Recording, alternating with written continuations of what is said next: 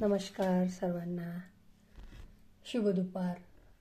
आता 11:30 झाले ते आणि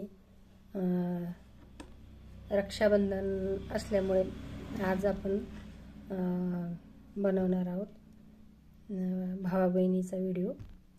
तर विषय आहे बहीण। तर आईनंतर या जगात जीव ओवाळून टाकणारी म्हणजे ती बहीण। आणि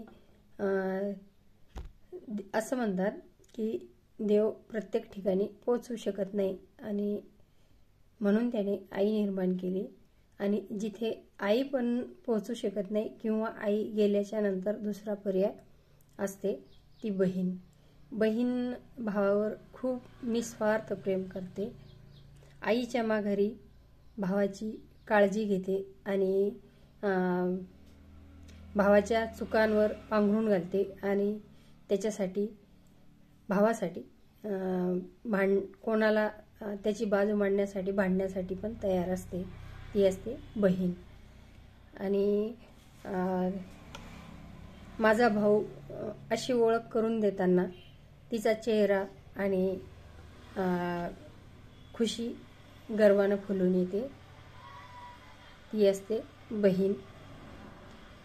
उगीचच वेड्यासारखी सणाला वाट बघते आणि भेटेल त्याला ख्याली खुशाली विचारते, ती असते बहीण। आणि आई बापानंतर सर्व माहेर म्हणजे तिचा भाऊ। आणि भावासाठी भावाच्या इज्जतीसाठी ती सासरी नांदते ती बहीण।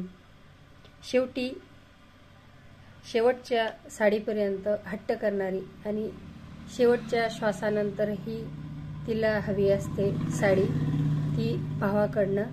आणि तिला ती शेवटची साडी पण माहेरचीच नेसवतात, कारण सासरच्या साडीत तिला वाट लावत नाहीत। म्हणजे तिची विदाई शेवटच्या क्षणाची सासरच्या साडीत नाहीत करत। ती पण बहीणच प्रिय असते प्रत्येक भावाला आणि बहिणीला भाऊ पण तितकाच प्रिय असतो। आणि जे लोक नशीबवान असतात त्यांना, ज्या भावांना असते बहीण, तर बहीण म्हणजे खूप असा अनमोल ठेवा आहे। बहिणींना जपा, मग ती श्रीमंत असो की गरीब। आणि हा आहे आजचा बहिणीचा विषय। तर तुम्हाला कसा वाटला नक्की सांगा।